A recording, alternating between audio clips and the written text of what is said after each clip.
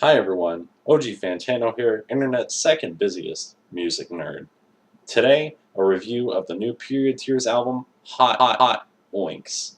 Period Tears was formed in 2011 with Jorge Castillo on vocals and Sam Lento on vocals, Austin Spackman as manager, and Adam Balakian as manager as well. Period Tears formed in 2011 with their debut mixtape, Bleeding Fruit. Bleeding Fruit had numerous successful singles such as Happy Birthday, Suicide Day, Spaghetti Eating Fuck, and Grenade Your Fetus, all of which were critically acclaimed, great songs, and made on the top 10 of my list of 2011. Period Tears' first album, Fuck Under the Mistletoe, had themes of darkness, love, all chasing and centered around a woman named Brianna McDonald, who the lead singer, we can tell, has very emotional feelings for, was very connected to at the time, and that's exactly what we see in Hot Oinks. Is this same woman he's still chasing, fantasizing over. What I really like about Period Tears' album, Pointing at My Dick, is the contrast between Pointing at My Dick and Fucking on the Mistletoe, one of their early albums, um, where Fucking on the Mistletoe, like I said, was all about loving this woman that was in Mr. Castillo's life, and yet in Pointing at My Dick, he brings back such hate and despair upon wanting and chasing after this girl, but towards the end starts to forgive her and want her back. Pointing at My Dick was a very successful album featuring one of their most successful songs, Revenge of the Cholo. Um, I'll put a music video link in the description. What I like about Period Tears is you'll always see 20 to 30 second skit, 20 to 30 second song repeated over and over, and eventually will be graced by the presence of these 2 to 3 minute songs, which could be the best songs on the album. Take Drunk Punk, for example. See the beat. Beat is amazing. Beat is very well constructed. Vocals, great. Lyrics, amazing, flawless. But the short duration of the song leaves you wanting more, leaves you wanting that next album that Period Tears is going to bring. Now finally coming to the reviewing album, Hot Oinks. Hot Oinks follows the theme pattern of the last two albums and mixtape of chasing the one girl that I feel Mr. Castillo truly loves. Right at the start, we're thrown into the depression with the song Lonely Gauge, which is a very tear-jerking song, very sad, depressing song, featuring Gage himself, Bucket Licking Fuck. This song reflects back to those last three albums with Spaghetti Eating Fuck, the original, on Bleeding Fruit. The next song, Jay-Z, is when the vocalist Sam Lento makes his reappearance into the band after being kicked out more than 6 times, and is followed by the song Sam is Gay, to which they kick him out again. Followed by the next 6-second song, Sam is Not Gay, shows that, yeah, he's back in the band, everything's cool again. A Girl Named Beatrice is an interesting song in this album because it features Canadian singer Tonetta, who is known, very popular on YouTube, for having that dark, gritty, lo-fi sound to it. And he actually does all the singing on this track. I think this track is personally getting away from the whole Kitty Brianna theme and new woman who somehow is a keeper, but also a temporary deal. A Girl Named Beatrice is a birthday song sang for Beatrice Rios by Tonetta himself, and I feel that Jorge is getting back to his roots on this, and he's stepping away from Brianna McDonald for a second and going to this new woman, and he's trying to disregard all that Kitty's done in the past, reflecting in the song Cunt on Pointing at My Dick. The next song, Jihad Jam, is a very controversial Arabian theme-inspired song that's very dark, but I feel like the lyrics are also very unique at the same time. It brings out the best, like, nigga named Obama killed my mama. It reflects how Obama's doing such a bad job at government. His healthcare plan that he recently put in, Obamacare, indirectly killed his mom, and I think that's what he means by the line, "Nigga named Obama killed my mama." He also goes on to say some very controversial lines like, "My daddy did 9/11, now he's in heaven. My uncle's working his ass off at 7-Eleven." Now this, at the front, when you look at it from a blank perspective, very controversial, very rude. But when you dive deep down into the meaning and you look at it, it means all Muslims are terrorists. That's the flat point. And the fact that they did such a tragedy to our country, and now they're working at 7-Eleven and providing to America and trying to win their almost a rank back. So very, very thoughtful line, very interesting line by Mr. Castillo there. He goes to reinforce his statements in the song Muslim Taxi, which is the next song on the album.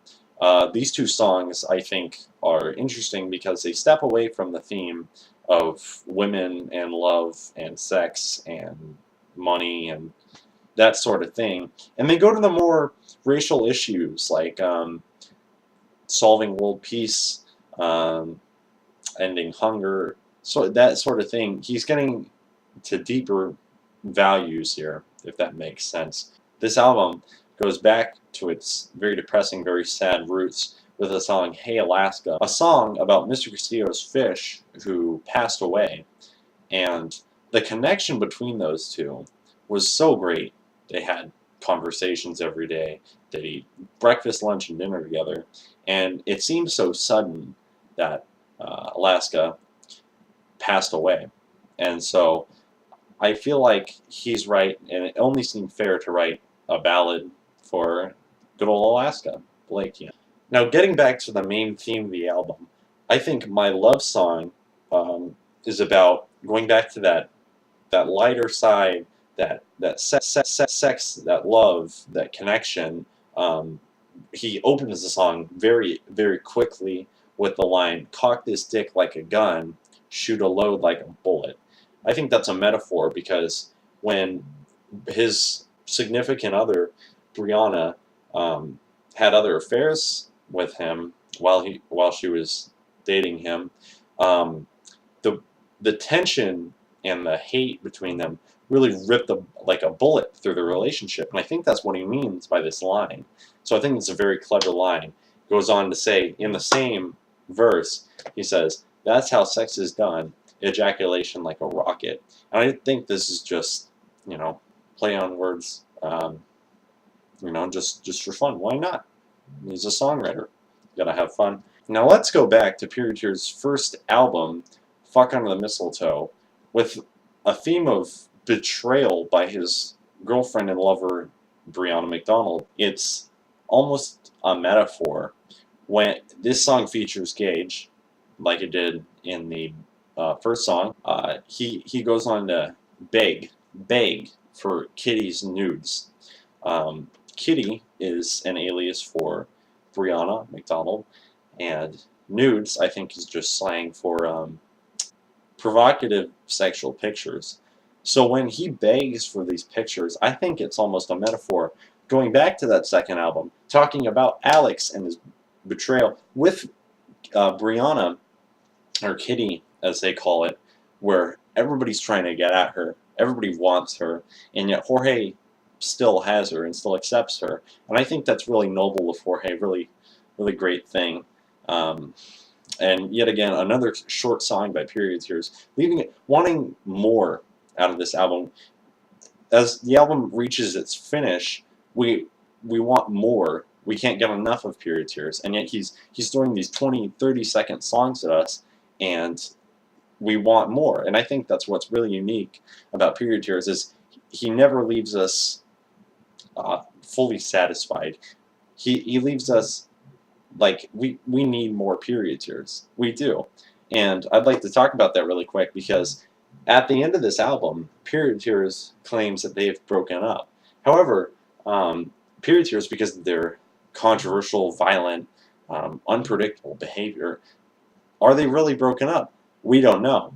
But we do know that Period Tears did get in some legal trouble a couple times over their music videos just because of the controversial behavior. But I think I think there was nothing wrong with those music videos. I thought those were fine. That's besides the point. But we'll definitely see what Period Tears has to bring in the following months, because I don't think it's over, quite frankly. Bound 4 is simply just Mr. Castillo singing over Kanye West's song Bound 2. I think the title Bound 4 comes out of Bound 2 because Bound 2 plus Bound 2 again equals Bound 4. Obviously, so I think that's where the title comes from, and it's just Jorge singing over Bound 2 lyrics, and I think he did a lot better job than Kanye West. I do, and I think it relates to him more than it does to Kanye West. As we reach the closing of the album, the last two songs, Gauge Times 3 and Anthem, they're very short songs, and it's almost tear-jerking to have something so great end so soon. Gauge Times 3, the first of the last two songs, is a very trap, EDM influenced type beat, club banger song with a very repetitive lyrics, but very catchy at the same time. I think that's what makes Period Tears stand out. The lyrics, Gauge Gauge, do do do do, Gauge Gauge, do do do do, pizza pizza, do do do do, Gauge Gauge. It's very easy to get that stuck in your head, and it's a very enjoyable song. And so I think if we're going to end the album on any sort of, I think that they're going to end the album on any song, I think Gauge Times 3 is a good, successful song to do that on. And finally, with Anthem, features a West Coast white female singer, Hannah Clark, singing the first half of the national anthem. Now, of course, this is a Period Tears song, so you can't expect the national anthem. So we actually hear a debut halfway through of the song with a white male singer, Austin Spackman, who proceeds to say, "What so proudly we hailed Hitler." The song ends on that note, and we haven't heard anything from Period Tears since, which makes me wonder if somebody died in recording of this album. But all in all, the album really ends on this cliffhanger, but the entire album comes together, flows beautifully. All in all, I think this album was a great improvement since the last album, and I think that's what Period Tears does best, is improve. If we look at their first mixtape and we compare it to the latest album, Hot Oinks, we'll only see improvement since their last 4 releases. It's only improvement. So I'm really looking forward to the inevitable Period Tears album soon be coming out, unless Mr. Castillo passed away after, because this album ended so abruptly.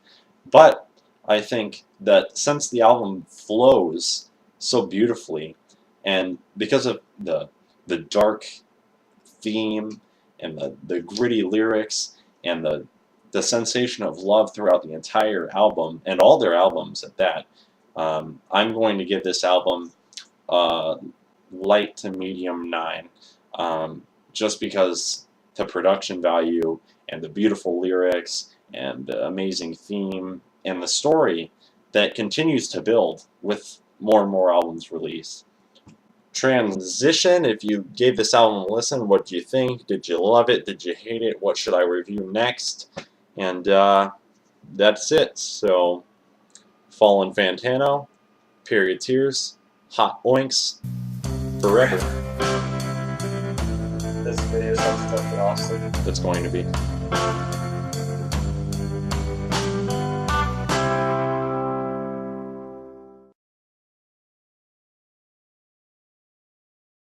Wait. Repeat the first 2 lines again. Cock this dick like a gun.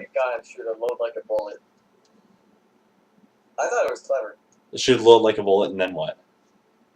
That's how sex is done. Ejaculation like a rocket. Okay. Repetitive electronic EDM. I'm doing Anthony Fantano. Here, do you want to come in? Come in. What is that? My brother. I was gonna ask if you were gonna Play? not play, but I thought you were gonna upload that video. Oh yeah, I'll do that too. Yeah. Okay, hold on. Let's see that. Shh, don't. Sit down on the bed. Say electronic EDM influenced Do we have anything that would piss Alex off? club banger. Did they do this for your class? No, What are you doing this for? for the lulz. Can you make mine? Can you make our video for the Yeah, I know, but I have to do this first.